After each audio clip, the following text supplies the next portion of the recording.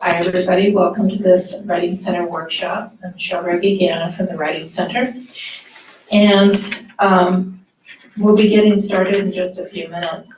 I just wanted to let you know, I assume all of you are undergraduates. Are there any grad students in here?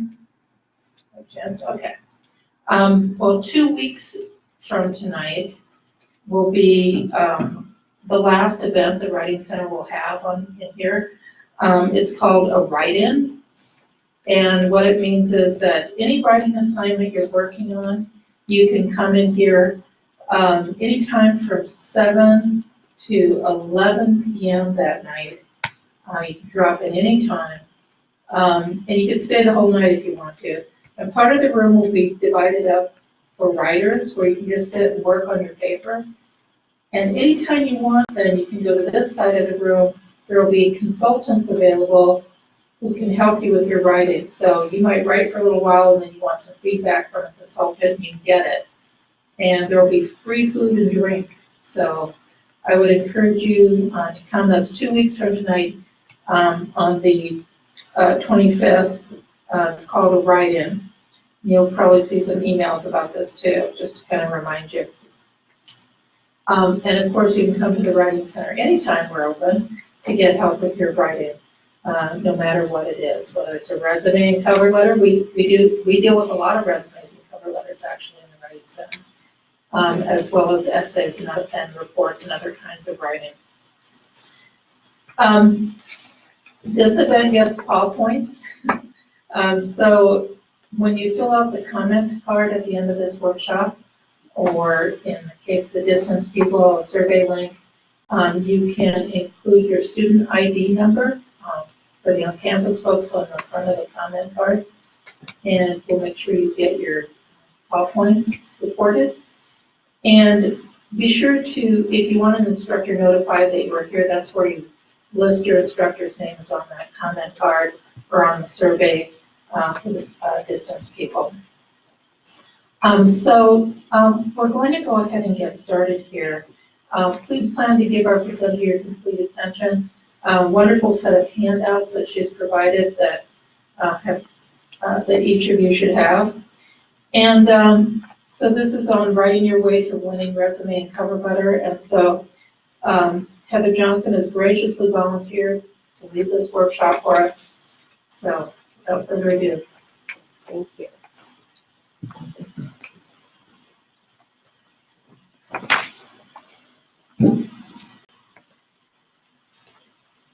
So how many of you are seniors getting ready to graduate? A couple. And how many of you are maybe sophomores or juniors, maybe thinking about internships and starting to apply for those? So just a quick plug before we get started. For those of you that are kind of thinking about the job search process or starting to look for internships, next Wednesday on campus, from 3 to 5, we have a workshop called Career Boot Camp. The first hour is essentially what you're going to hear tonight, but the second hour from 4 to 5, we have an employer panel on campus, and it will be in MAP 216, and you can come and ask them questions about resumes, about interviewing. We'll have some questions for them, but students can ask whatever they want. So you can hear from actual recruiters and HR professionals, what they like to see on a resume, what they like and don't like for interviews. So just keep that in mind that that's next Wednesday.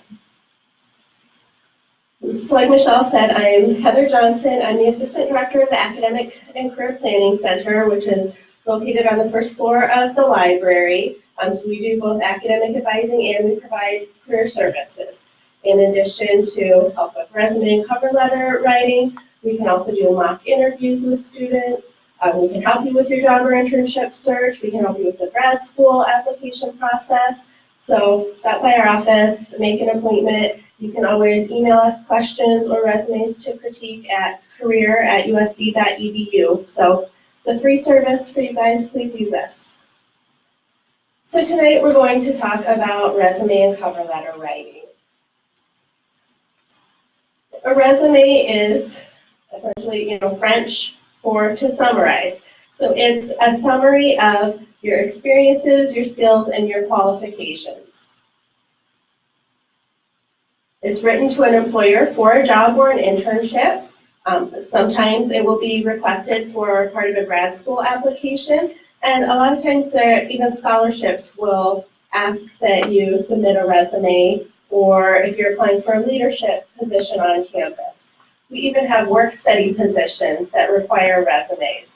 So it's good to have one all ready to go and updated on your computer so that if you find that scholarship that you want to apply for, you've got it ready to go and you don't have to start from scratch.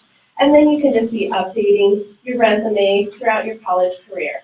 So you're not sitting down as a senior trying to remember, what did I do as a freshman? I remember doing some service project, but I can't remember what organization it was for, or what year did I start that job? How long did I work there? So start it now, and then you can just update it over the years. So if you are using a resume to apply for a job, you want to know something about the company so that you can kind of target your resume and cover letter towards that organization and what they want in the specific job. These days, you guys have it easy with the internet. When I was in college looking for my first job, we had these handbooks that you had to go through to find company information. Hoover's handbooks. Michelle probably remembers those too. We couldn't just hop online and Google a company and find out their mission and vision statement and open positions. It was a lot harder. You guys have the world at your fingertips. So use that information and do a little research before you start writing your resume, and especially your cover letter that should be targeted to every specific position that you apply for. So you want to kind of think about what type of company you're applying to. Is it, a small kind of hip startup company that's more, Google-esque or like working for Facebook? Or is it, a company that's been around for years, a Fortune 500 company, more of a corporate type position? What's the mission and vision of the organization? And what sorts of things do they value? And do your values align with that? Who will be making the hiring decision? Are you writing your materials for a human resource director or a whole search committee, or the person who's going to actually be your supervisor? Why are they hiring the position? Is it a new position that they're adding because they're growing so fast? Is it that someone left the position? How will they be reading your resume? That's important. Is it something that you're physically mailing in or emailing, or do you have to submit it to their online system? Depending on the company and how big they are, they may actually have a system that scans resumes for specific keywords. And if you don't have those keywords in your resume, it will not get flagged to be seen by an actual person. So if you're applying to bigger companies, or if you ever apply for a federal job, you really need to focus on the keywords that are in the job description and make sure that those are on your resume and in your cover letter. You want to look at the job description, and if it's asking for XYZ qualifications and experience, you make sure that your resume demonstrates that you have that experience and qualifications if you do. Think about what someone in that position might do. Is their main goal to try and make money for the company, or is there a certain problem they're trying to solve? Are they communicating with people in a certain fashion? And then make sure that whatever skills someone in that position would need, that you have those reflected on your resume. Here's a couple websites where you can get some good information about positions, what someone with a similar type of position might do day to day in the job. You can also get salary information. all kinds of good information on positions and companies.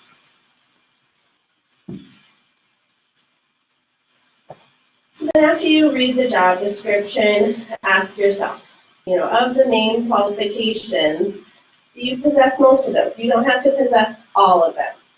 A lot of times students will come to me and say, well, I have 4 of these 5 qualifications, but I have no experience in this area, so I'm not going to apply.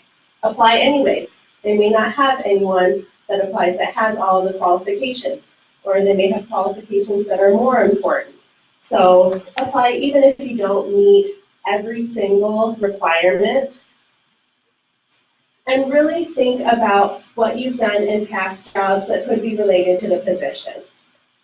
There's a lot of skills that you use in all types of positions, whether you've been a babysitter or a newspaper carrier, or you worked at McDonald's or Walmart. You use a lot of different skills that would be valued in any industry.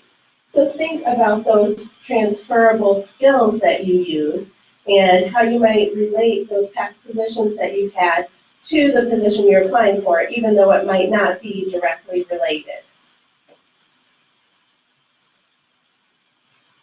And when you're talking about your experience on your resume, it doesn't have to necessarily be paid job experience. Obviously, you can talk about internships, but you can also talk about things that you did for student organization, or if you coordinated a service project, you can list that stuff as experience. It doesn't have to be strictly paid experience.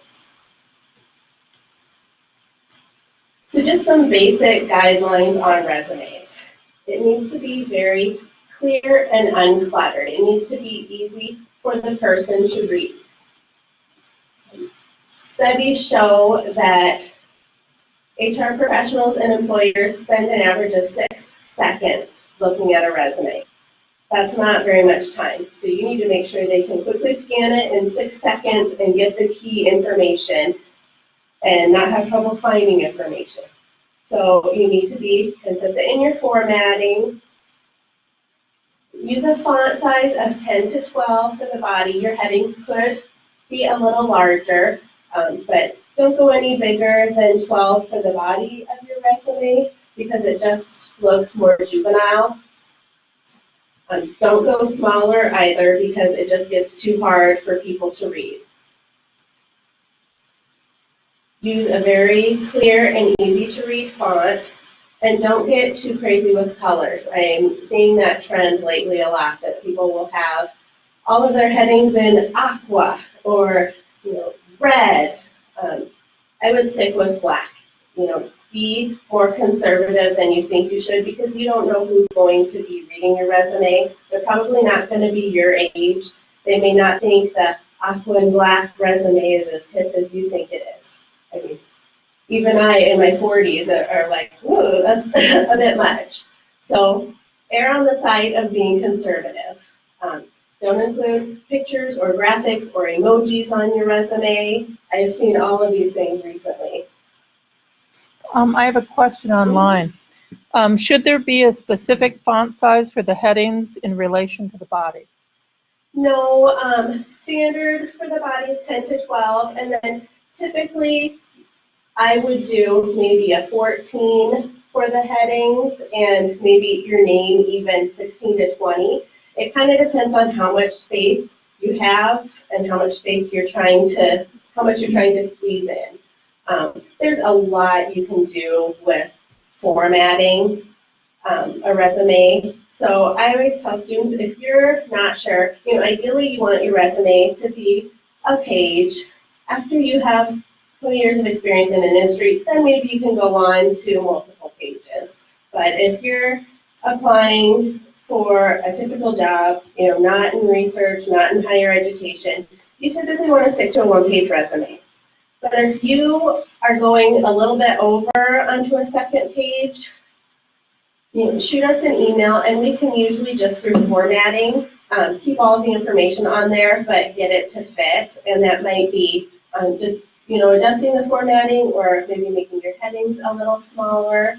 And occasionally I will have a student that does need 2 pages for their resume because maybe they've done a couple internships and they've, done several leadership positions on campus. And, they have done everything. So if you're not sure, put everything on there that you think is relevant and then shoot us an email and we can tell you, okay, you really could probably cut out this job or you could, condense this section. You want to be careful with the use of boldface, underlining, italics. Don't try and use, all 3 different types. Maybe, just use boldface or just use some italics because otherwise it's just going to look too busy and it's harder for the employer to read. Don't try and make your resume too cute. Don't put an apple on it if you're an education major. Again, make it look more conservative than you think it should be. Use the sections that will highlight your skills. So, everybody in this room will probably have a difference in the sections that they use because you all have different experiences.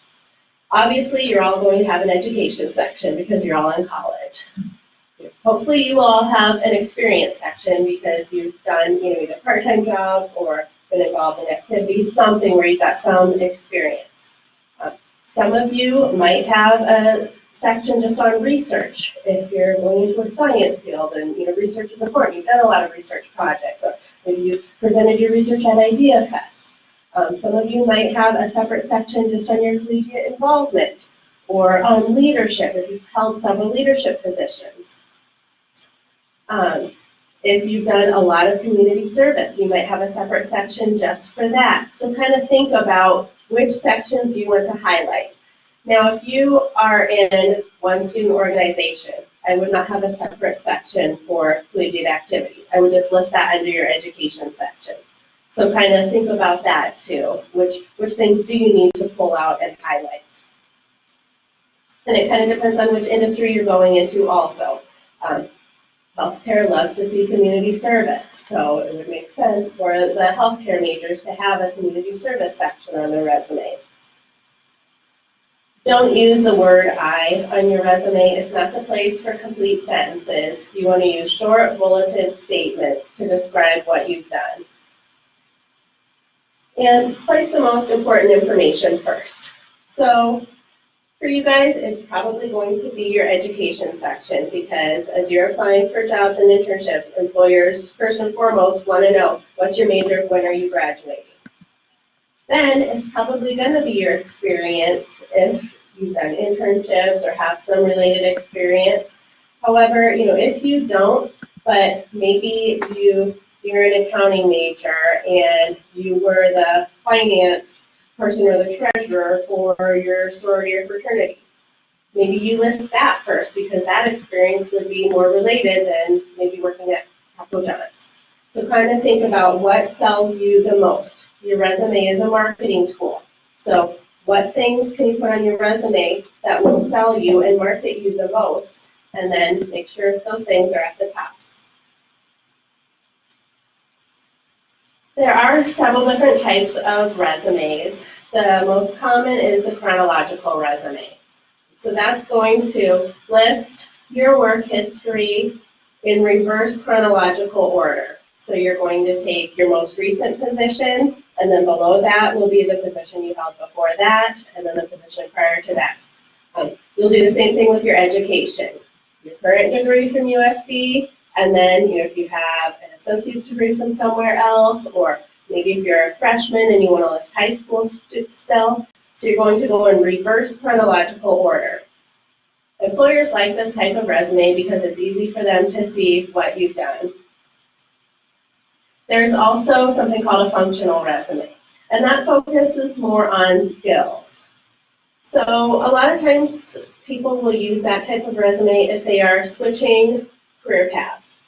Maybe they've worked in a certain industry for 10 years and they want to switch and do something completely different, and their past jobs aren't real relevant, and so they want to highlight more of the skills and the things that they've done that would be relevant to the new position. They might use a functional resume. These can be a little more risky just because employers like to see in chronological order, okay, are you a job hopper? Do you have a strong job history? So what you can do if you really want to highlight those skills is use a combination resume where you focus on your skills, but then you have a smaller section where you have chronologically listed your previous employment. There's also something called a CV, which is used commonly in higher education and in research. So if you ever see a resume that's like 20 pages long, it's probably a CV, or longer even. CVs list everything, every presentation you've ever given, service to the university, every publication. So they're going to be a lot more extensive than your typical resume. This just gives you some examples of sections that you might use on your resume. You could have a summary of qualifications statement, which I kind of like, especially for new grads who may not have a ton of relevant jobs, and maybe you want to just highlight the skills and strengths that you do have. It's kind of nice to show an employer right at the top of your resume. Here's what I can do for you.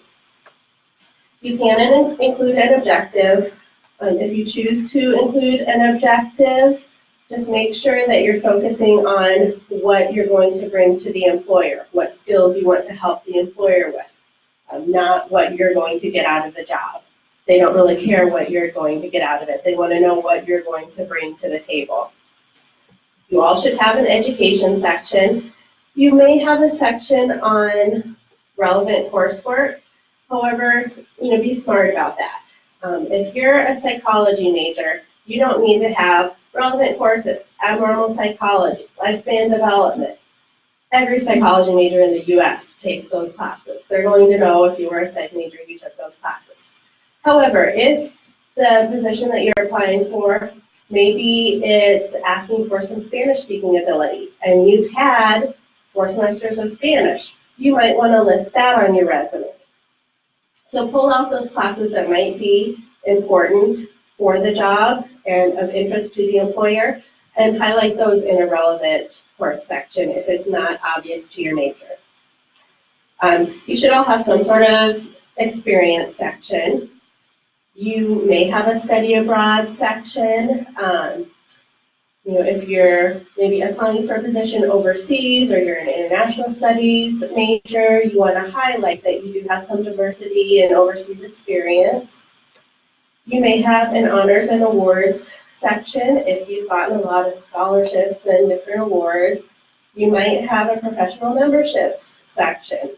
That's probably more common as you get into your industries and join a lot of those professional groups, but a lot of groups you can join even as a student member. So if you are a student member, make sure that's on your resume. You may have the collegiate involvement section, a leadership section. You might have a presentation section even if it was a poster presentation at Idea Fest or things like that, you want to highlight those on your resume. You might have a research section, community service, languages, if you speak several languages and you think it's important for that position. You may list computer skills if you think they're going to be desired for that position. And then references, if you choose to include those with your resume, they will go on a separate page. You'll never have the reference section right on your resume. It would be a second page to your resume. Okay, so obviously you're going to start out with your contact information at the top. And you can format that depending on kind of space you have to give or take. So if you're a freshman or sophomore and you haven't done a lot and your resume is maybe half a page and you're trying to get it a little bit longer, maybe you use the top section, the top example that takes up a little more space. If you are one of those people that, oh my gosh, you're going on to a second page, you need to save space, use that second example. If you choose to use an objective section, you want to, again, focus on what you can bring to the employer, not what you want to get from the employer. And you want to keep it broad enough that you're not ruling yourself out for different positions. A lot of times, if you apply for a position and don't get accepted for that position, they will consider you for other positions and they actually contact you to interview for other positions. So if you are too specific in your objective, that may tell them, oh, you're not open to any of these other types of positions.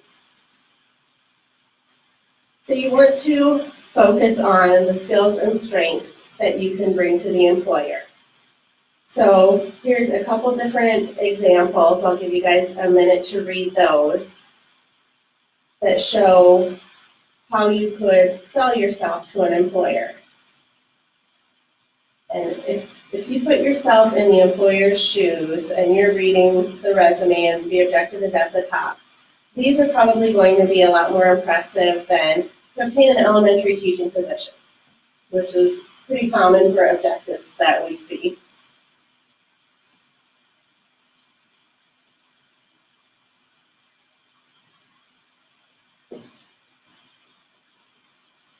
If you choose to use a summary of qualifications section, I wouldn't use an objective and a summary of qualifications. I would use one or the other. They're going to go at the top of your resume.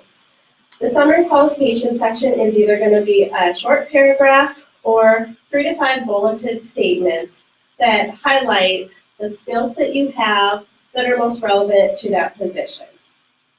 So here's a couple examples. One's in more of the paragraph form, one's in the bullet form that shows you how you might use a summary of qualifications section. And again, I like this for new grads that may not have that related job experience, but you still have some good skills and some transferable skills that you want to highlight for the employer.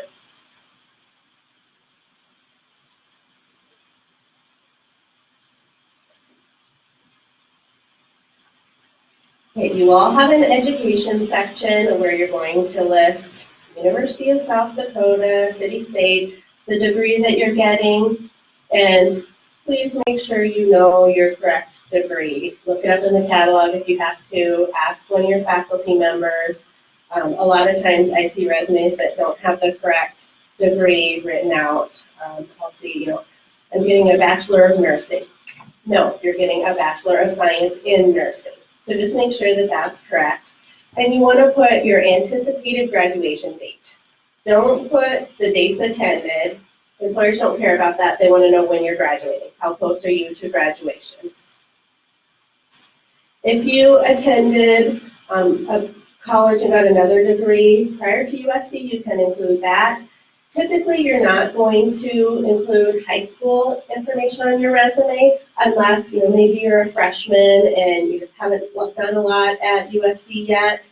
But once you get to college, they know you either got your GED or got a diploma from somewhere. They don't really care about your high school stuff anymore. They want to know what you're doing in college. So in this section, you could choose to add your selected coursework. You could even choose to put a study abroad or research opportunity under this section. I've even seen students, maybe if they don't have a ton of honors, but they need the dean's list, they might add it into this section instead of pulling it out in a separate section. So here's an example.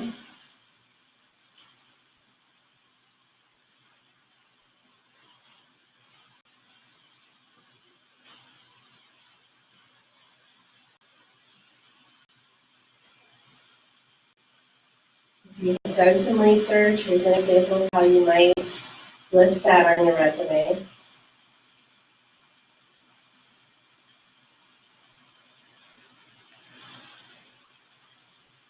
So Heather, can I ask, selected coursework, would you pick courses that are relevant to the job for which you're applying? Yeah, so if they're not obvious to your major, like I'm in psychology for psychology majors, you obviously wouldn't want to put accounting 1 and 2 down if the job that you're applying for has nothing to do with accounting. But if it says, one of the job duties is going to be some bookkeeping. If you weren't an accounting major, but you took accounting 1 and 2, you better have that on your resume. If they say that, some Spanish would be good, You want to include it on your resume if you've taken those classes. So again, constantly as you're writing your resume, be thinking about that job description. Put yourself in that employer's shoes. Think, okay, if I had to hire someone for this position, what skills would I be looking for? And then make sure that your resume reflects that.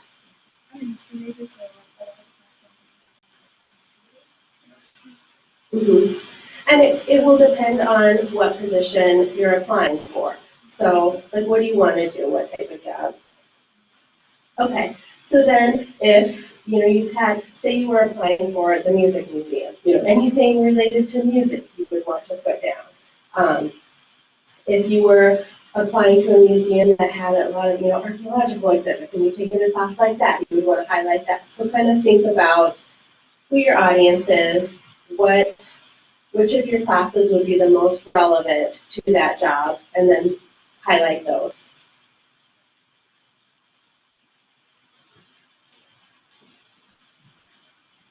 Okay, you will all have an experience section, and again, it doesn't have to be paid experience, so think about even what you've done in student organizations, if you've held leadership positions, if you've done community service, things like that can all be considered experience.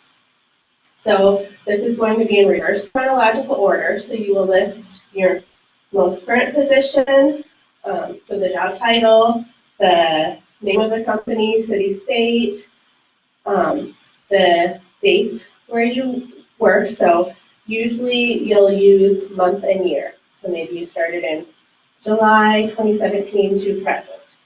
And then you're going to use bullets to describe what you did, what your responsibilities were, what accomplishments you made while you were there. And then you're going to list the job that you had prior to that. And again, when you're talking about those jobs, think about the position you're applying for. You don't necessarily need to state the obvious. If you have been a waitress, you don't need to say, oh, waited tables. We know, but maybe you want to focus on your problem-solving skills because that's something that any employer is going to be interested in. If you want to focus on your ability to multitask. So think about the skills that the employer would want and pull out those. And you want to start those bulleted statements with action words. So these are some examples of action words. So instead of just saying, I was responsible for this, what exactly did you do? So think about a job and go, okay, did I compile anything? Did I train anybody? Did I formulate anything? Did I sell anything? And try and use this type of wording.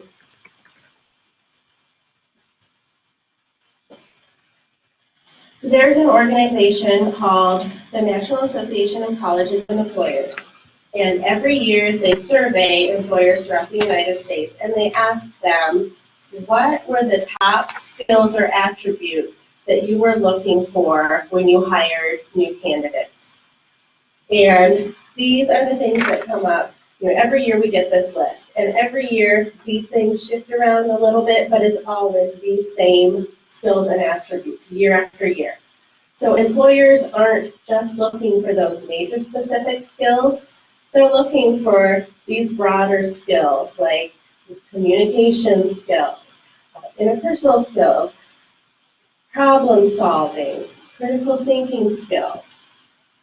The reason you guys have to take all those gen eds that you maybe don't like so much, those things are what are giving you these critical skills that employers want. And these are not things that you have to be in a specific position to learn. If you have been a babysitter, you have learned some of these skills. If you worked at Walmart, you have learned and exhibited some of these skills.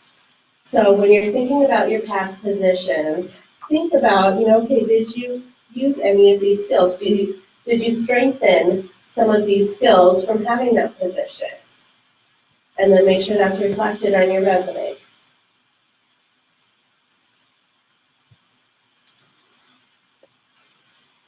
Any time you can quantify things on your resume is good. So, how many people did you train? Did you manage anybody? How many events did you coordinate? Were you able to increase profits or increase sales or increase attendance at an event. Maybe it was, an event you coordinated for a student organization and you doubled the attendance from last year through your marketing strategies. Employers love to see those kinds of numbers. So here's a couple examples of how you might format your experience. And again, the one is a writer for the Volant. So if you have held a position within a student organization, you can include that as experience.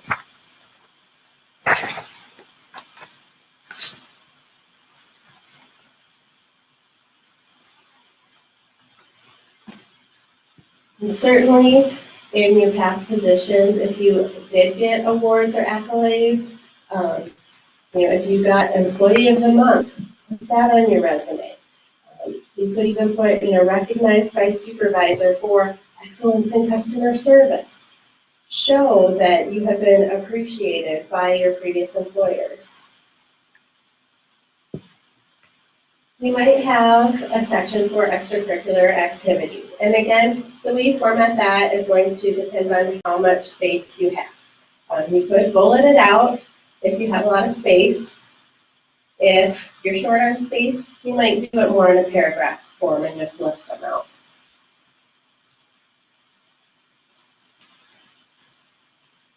Again, you're going to think about what you've done, what you've accomplished, and what position you're applying for, and which of these sections should you highlight more? Which of these do you need to pull out?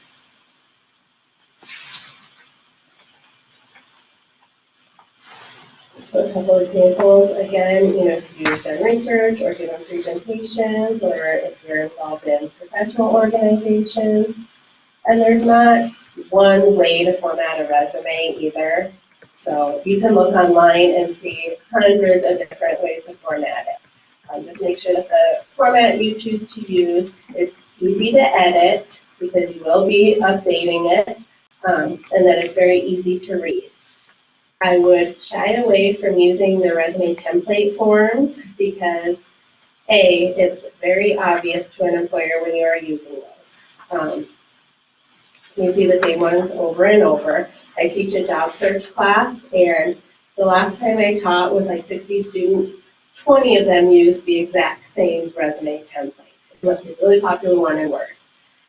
So it tells an employer that maybe you're not as tech savvy as you should be if you can't even format a resume by yourself, that you have to use a special program to do it for you. And also those resume templates are really hard to edit and move things around and reformat to save space. It's much easier if you just have it in Word. So you should have references ready to go. When you apply for a job, they may not ask for the references up front, but they may call you for an interview and ask that you send your references at that point. So make sure you at least have them ready to go.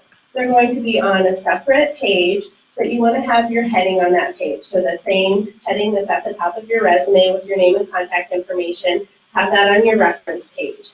And then you want to list 3 to 5 references. Typically, employers will ask for 3.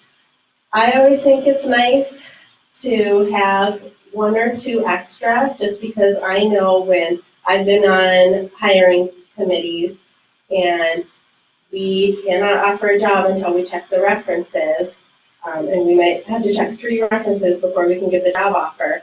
Maybe 1 reference is on vacation and I can't get a hold of them. That holds up the whole hiring process because I can't check my 3 references. So it's nice just to list, 4 or 5 if you've got that many people that will say good things about you, and hopefully you do. Ask your references before you use them. Ask them, would you provide me a good reference for this job?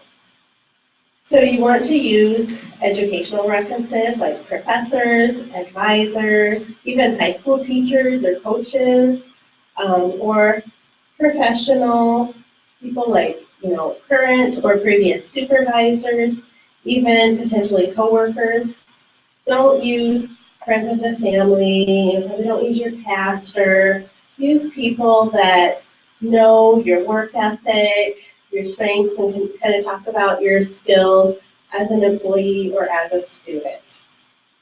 And I always think it's helpful to me if a student asks me to be a reference for them, if they send me a copy of their resume, because I may know as their academic advisor that, yeah, they have a 3.5 GPA and, they've always been in good standing with the university, and maybe I know they're in this student organization, but I might not know that they're also working a part-time job, or that they went on this, service trip, or they did AWOL. I may not know the whole picture. And so if I have their resume, I can talk about all of those things instead of just one little aspect of their life that I do know. Your supervisors at work might not know that you're a 4.0 student. That'd be kind of cool for them to be able to tell that too when they're giving you a reference. So for the references, you want to list the name of the person, their job title, their place of employment, address, phone number, and email address. Some things not to do. You don't need to put resume at the top of your resume. Don't include the date. Don't include any personal information, date of birth, marital status, anything like that. You don't need to include salary requirements or salaries that you earned. The only exception is if you ever apply for a federal position, they ask for a lot of additional information. So then your resume does have to have your previous supervisor. How many hours a week was it? What was your salary? But that's only for federal positions. So if you ever apply for a federal job, get in touch with us and we can walk you through it because it's a whole other beast. For a typical resume, you do not need to include any of that information. Okay, a little bit about cover letters. There's 3 general types of cover letters. You might write a prospecting letter, where maybe there's not a specific position open, but you just want to inquire about any potential openings. You might use a letter just to network, or the traditional cover letter, which is more of a letter of application. So that's kind of what we're going to focus on tonight. So for your resume, it's great if you can tweak it towards each employer and position. Your cover letter absolutely has to be targeted to that specific employer and position. So you need to make sure that you've done your research on the company. And you can include some of that information in the cover letter to show what you know about the company and why you're interested in working for that particular company. For example, I advise nursing students, so I work with them a lot on resumes. They, a lot of times, are applying at both Avera and Sanford and usually have a preference. And you would think, who cares? They're both big hospitals. Well, Sanford is for-profit, Avera is not for-profit and has more of a Christian-based values. So, they might be different fits for different types of people. So you would want to show, definitely if you're applying for Avera, why you feel like their vision and mission statement might be a good fit for you. So even in the same industries, companies can differ very much. In the cover letter, you want to include the position you're applying for and how you heard about it, why you're interested in the position, and then provide some evidence of your qualifications. You don't want to totally repeat what's in your resume, but you want to kind of entice them to want to read your resume. So I always tell students, if the job description is asking for 1, 2, 3, and 4, you're going to be talking in your cover letter that you have those skills and, you're just a perfect fit for that job. So it's a traditional business letter, so you're going to use the business letter format. You're going to have your heading, and then really try and find out who you should be writing the letter to. And again, it's easy with the internet, with LinkedIn. You can usually figure out who the director of HR is, or who the chair of the search committee is. Even if you have to pick up the phone and call somebody and ask, it looks a lot better than just having to address it to whom it may be concerned, or to whom it may concern. And then you can ensure it's going to end up on the right person's desk. If you're applying for a position at a larger company that does have some sort of reference number, make sure you include that, because It's probably going to an HR director or recruiter who is hiring for a lot of different positions, so make sure they know which one you are interested in. If someone referred you to the position, mention that. Spark the reader's interest. So, what are you bringing to the table? Why do you feel like it's a good fit? Why should they want to interview you? Highlight your skills and characteristics, stress any accomplishments that you've made, and again, focus on those broad transferable skills that all employers are interested in. I have a question online. What if you're going to be sending a cover letter and resume to an employer that doesn't have a current opening but might in the near future? So then I would address it to them, thinking about what you think the job description might look like for that position. So you're obviously not going to have a reference number, but it would be more of a prospecting letter than a letter of application. But you're still going to include the skills and strengths that you would bring for that type of position. So you're really using the cover letter to convince the employer to want to bring you in for an interview. Even if they don't have any openings, talk about your skills and strengths and why you would be a good fit for this type of position or for any position with the company. Make them want to ask you to come in for an interview to find out more about you. The goal of a cover letter and resume is really to get you the interview. Not necessarily to get you the job, but to get you an interview. And then at the interview, you seal the deal and hopefully get the job. And, especially if it's for a company that maybe doesn't have a specific opening, you really want to talk about why you want to work for that company. If they don't even have anything advertised yet, but you're that passionate about wanting to work for that company, tell them why. Why do you feel like it's such a good fit for you? In your closing, be proactive. Ask them to give you a call, express your interest, thank them for their time, and then a closing is to plead sincerely. And then, if you're doing an old school letter that you're going to print out and sign, you're going to leave do the 4 enters, and then please remember to sign your name. I've seen that a lot when I'm on a search committee and people send in cover letters or scan them in even, they forget to sign.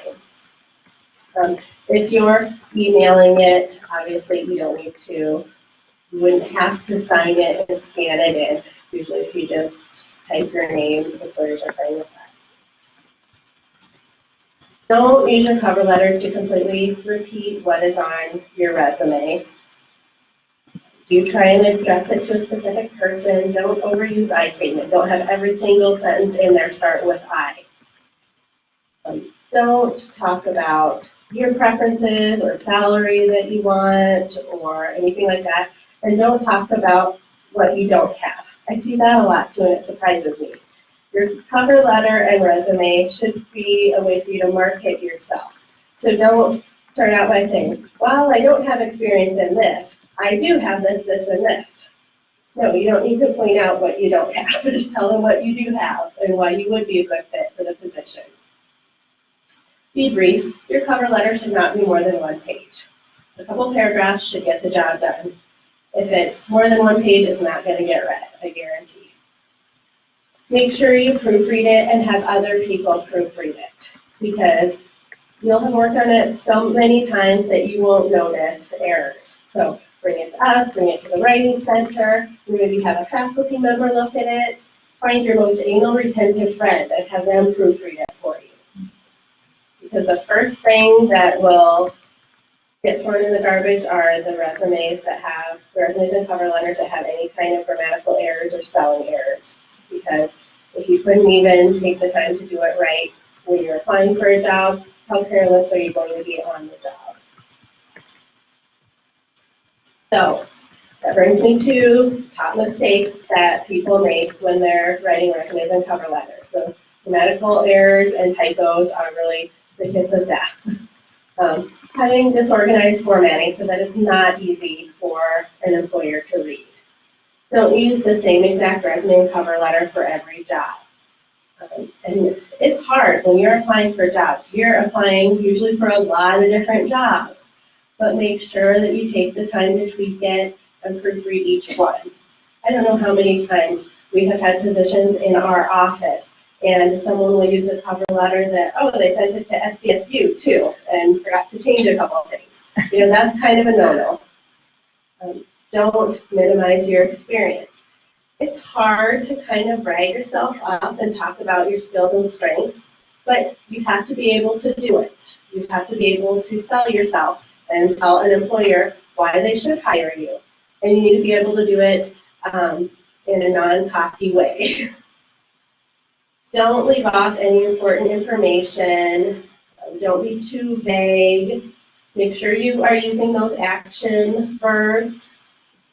Don't include any irrelevant information. You know, don't include on a resume that you can type 50 words a minute if you're not applying for a secretarial job, because they're probably not going to care. That's just wasting precious space where you could have been talking about more relevant things. And don't include unprofessional contact information. You would think this would be common sense, but apparently it's not. I have had a resume sent to me that was for a student position, a work study type position, but the email address she put on her resume was hotlips@gmail.com. I can tell you that Hot Lips did not get an interview. Also, when you're applying for jobs, think about what your voicemail says, because these employers could be calling and getting your voicemail. Is it professional? Is it appropriate? Or is it like loud rap music?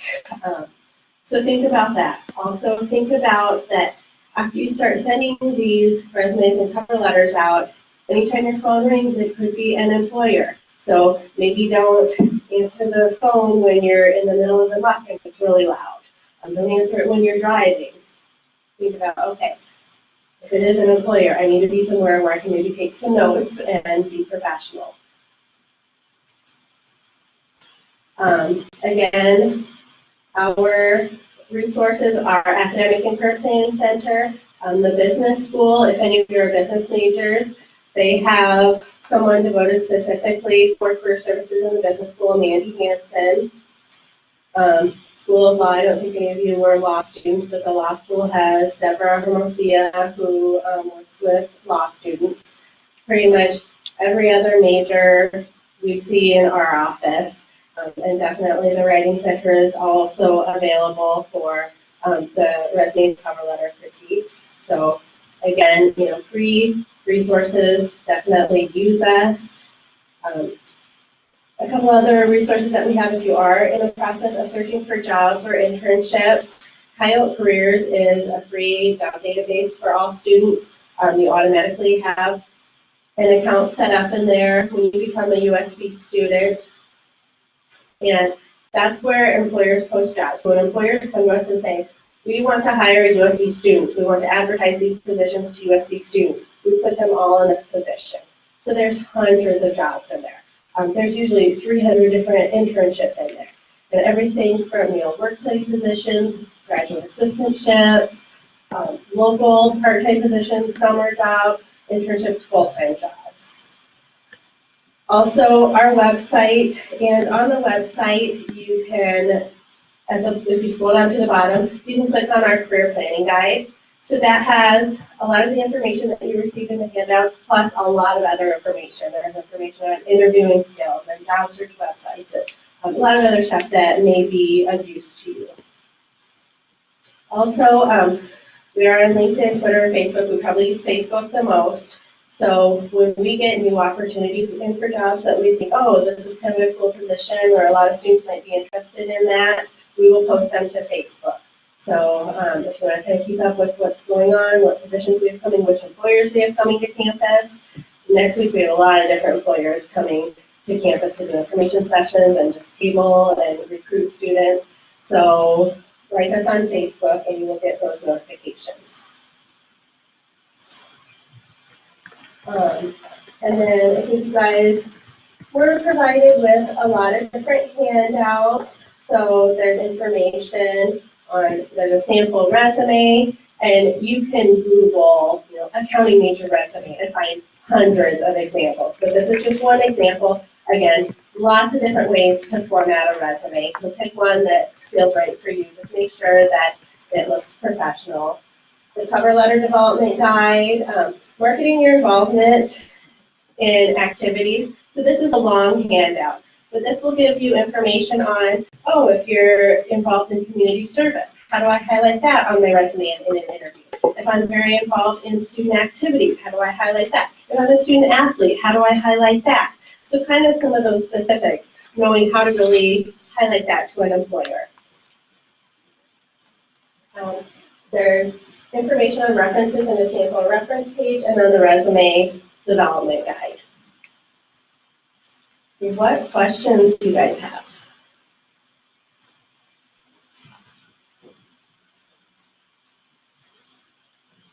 Feel free to ask any questions you might have. This is a perfect opportunity. Here she is. And keep in mind, you can email us questions too. There might be something more sensitive that maybe you don't want to ask in the big group. Again, our email is career@usd.edu, or you can just stop by our offices. We're on the first floor of the library. When you walk in, hang a left. Our front desk is right there. Just ask for Heather or Cassandra. Okay, so I did internships two summers for one year I was filing paperwork and stuff, and then next year I was doing like lab work. Do I separate those things? Yep, I would separate them out because it sounds like they were pretty different positions and you had different duties. Question online. What if I don't know the name of the employer? What should I put in dear ... in the cover letter? So then I would just put Dear Human Resources Director. Every once in a while you will find a job posted online that, it's through a headhunter, or they don't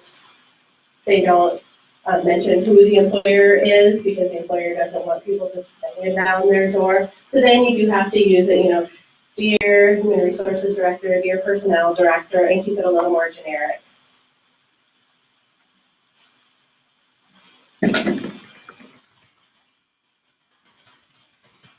Any other questions?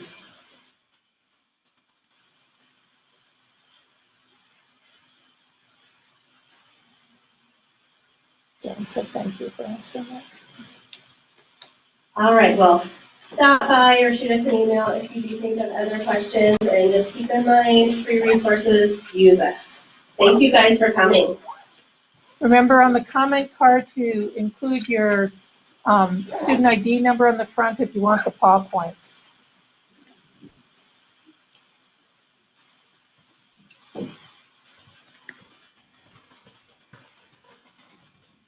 I'll stick around for a few minutes here if people want to come up and just ask one-on-one questions.